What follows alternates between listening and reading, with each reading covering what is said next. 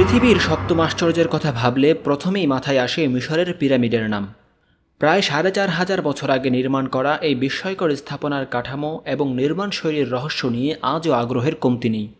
ভিন গ্রহ থেকে আসা কোনো এলিয়েন স্থাপনাগুলো বানিয়েছিল, কিংবা শস্য সংরক্ষণের জন্য বা ফারাও রাজাদের কবর বা সমাধি দেওয়ার জন্যই স্থাপনাগুলো তৈরি করেছিল, এমন নানা ধারণা প্রচলিত আছে পিরামিডকে ঘিরে।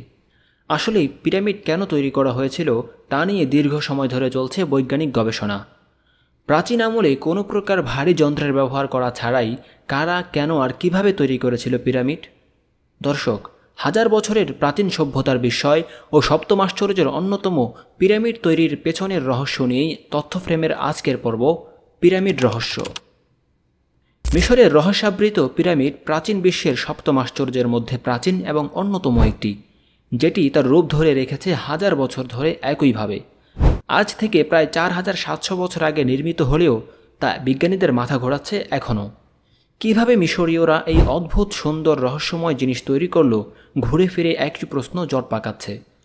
প্রাচীন মিশরীয় সভ্যতার অনেক কিছুই পিরামিডের মধ্যে লিখিত রয়েছে। তাদের জীবনযাত্রা, সংস্কৃতি, সমাজ সব কিছুই গিজার পিরামিডের দেয়ালে ছবি আকারে লিপিবদ্ধ। এখান থেকেই অতীত মিশর সম্পর্কে ধারণা পেয়েছেন বিজ্ঞানীরা। প্রাচীন মিশরকে জানার জন্য বিজ্ঞানীদের কাছে এর চেয়ে বড় উৎস আর কিছু হতে পারে না। তবে একটি বিষয়ে মিশরীয়রা বরাবরই চুপ থেকেছে, সেটি হলো কিভাবে পিরামিড তৈরি করা হয়। এই বিষয়ে কোথাও স্পষ্ট কোনো প্রমাণ তারা রেখে যায়নি। এটি এমন এক রহস্য যা হাজার বছর ধরে ইতিহাসবিদদেরকে ভাবিয়েছে। অনেক বছরের বিতর্কের পর কিছুটা আঁচ করতে পেরেছেন ভূতত্ত্ববিদরা, তবে তা সবই প্রায় অনুমান নির্ভর। প্রাচীনকালে মিশরের ফারাওদের মৃতদেহের সমাধিস্থলে নির্মিত স্মৃতিসৌধকে বলা হতো পিরামিড। মিশরের পিরামিডগুলি তৈরি করা হয়েছিল নানা কারণে। মিশরবাসী বিশ্বাস করত মৃত্যুর পরেও মানুষের আরেকটি জীবন রয়েছে, তাই তারা মৃতদেহকে মমি করে কাঠের বাক্সে ভরে সমাধিস্থ করত। প্রাচীন মিশরে কেবলমাত্র ফারাও এবং ধনী অভিজাত শ্রেণীর লোকেরাই মৃত্যুর পর মৃতদেহকে সংরক্ষণের অধিকারী ছিল। ধনী পুরোহিত শ্রেণীর লোকের তত্ত্বাবধানে তৈরি করা হতো পিরামিডগুলি। মিশরবাসী বিশ্বাস করত যে মৃত্যুর পর তাদের আত্মা দেহের মধ্যেই অনন্তকাল ধরে বেঁচে থাকে, তাই আত্মাকে পরকালে দেহের মধ্যেই বাস করার সুযোগ করে দেওয়া উচিত, যাতে বিশেষ পরিস্থিতিতে মৃতদেহটি পুনর্জীবিত হয়। এই ধারণা থেকেই মৃতদেহগুলোকে মমি হিসাবে সংরক্ষণ করা হতো, আর সেই সমাধিস্থলে পিরামিড নির্মিত হতো। মিশরের ফারাও এবং অভিজাতগণ পিরামিড তৈরির মধ্য দিয়ে নিজেদের সমাধিস্থ নির্মাণ করতে চেয়েছিলেন। প্রকৃত অর্থে তারা চেয়েছিলেন মৃত্যুর পরেও তাদের স্মৃতিকে অমর করে রাখতে। নীল নদীর তীরে ৪,০০০ বছর পূর্বের স্মৃতিস্তম্ভগুলি বেশ কয়েকটি আজও টিকে রয়েছে। প্রাচীন মিশরের অধিবাসীরা ছিলেন রক্ষণশীল মনোভাব সম্পন্ন। তারা মনে করতেন মানবদেহ থেকে শুরু করে যা কিছু আছে সব কিছুই প্রকৃতির দান, যা কখনোই নষ্ট করা উচিত নয়। এই মনোভাব থেকেই তারা মৃতদেহকে রক্ষার জন্য মমি বানাত। প্রথম থেকে তারা মমিকে সাধারণভাবেই সমাহিত করত। মাটির নিচে শায়িত মমির পাশে বহু রত্নভাণ্ডার এবং ব্যবহার্য জিনিসপত্রও রাখত, কিন্তু অচিরেই সেগুলো লুট হয়ে যেত। তাই মমি সুরক্ষার প্রয়োজনীয়তা থেকেই তৈরি হলো পিরামিড। মিশরের ফারাওগণ পিরামিড তৈরির মধ্য দিয়ে ভবিষ্যৎ প্রজন্মের কাছে নিজেদের মহিমা প্রকাশ করতে চেয়েছিলেন। মেনেস, খুফু, তোতেনখামিন, দ্বিতীয় রামেসিন, নেফরা সহ বিভিন্ন ফারাও এই লক্ষ্যেই নিজেদের পিরামিড তৈরি করে গেছেন। এছাড়া মমির সঙ্গে বিভিন্ন খাদ্যদ্রব্য, মূল্যবান অলঙ্কার, দেবতাদের মূর্তিও দিয়ে দেওয়া হতো। তবে পিরামিডের ভিতরে রয়েছে অনেকগুলো কক্ষ। কেন এত কক্ষের প্রয়োজন ছিল সে সম্পর্কে আজও জানতে পারেনি গবেষকরা। প্রায় কয়েক দশক ধরে হাজার হাজার শ্রমিক দিয়ে পিরামিড নির্মাণ করা হয়েছিল। পিরামিড নির্মাণের আগে মিশরের কবর দেওয়ার পদ্ধতি ছিল ভিন্ন। তখন সমাধি দেওয়া হতো চারকোনা ছোট আকৃতির ঘরে, যার নাম ছিল মাস্তাবা। জাদুঘর ও গবেষণা প্রতিষ্ঠান স্মিথসোনিয়ান ইনস্টিটিউটের ওয়েবসাইট থেকে প্রাচীন মিশরের প্রকাশিত একটি প্রবন্ধে উল্লেখ করেছেন।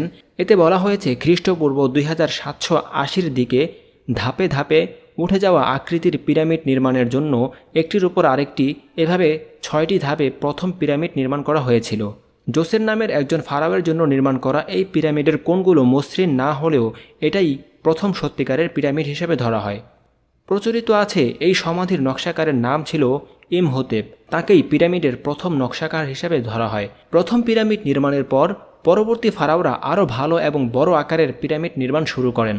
পিরামিড দেখলেই সবার আগে মাথায় আসে কিভাবে জ্যামিতিক সূক্ষ্ম নির্ভুল মাপে এগুলো তৈরি করা হয়েছে।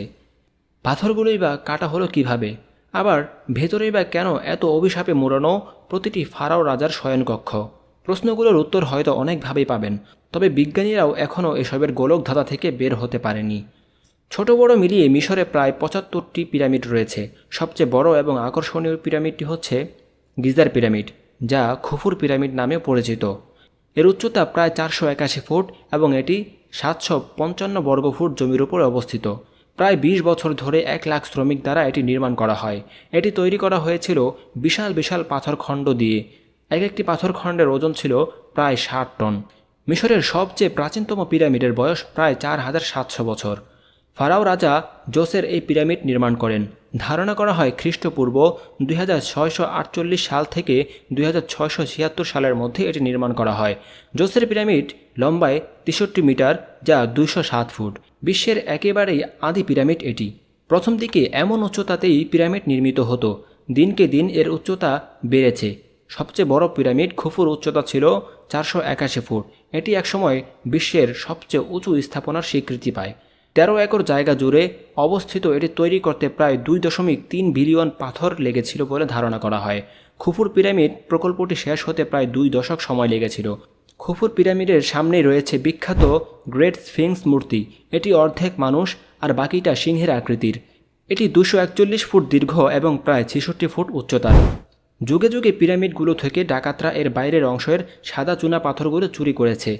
তৃতীয় ও চতুর্থ রাজবংশের সময় মিশর শান্তি ও সমৃদ্ধির স্বর্ণযুগ কাটিয়েছে। ফেরাউন ও তার পরবর্তীরা ক্ষমতার সর্বোচ্চ ব্যবহার করেছে।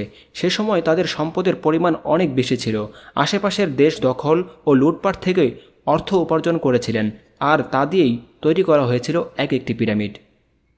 দর্শক, আশা করছি আমাদের আজকের ভিডিও আপনাদের ভালো লেগেছে। ভালো লাগলে ভিডিওতে একটি লাইক করুন আর আমাদের চ্যানেলটি সাবস্ক্রাইব করে আমাদের সাথে যুক্ত থাকুন। ধন্যবাদ।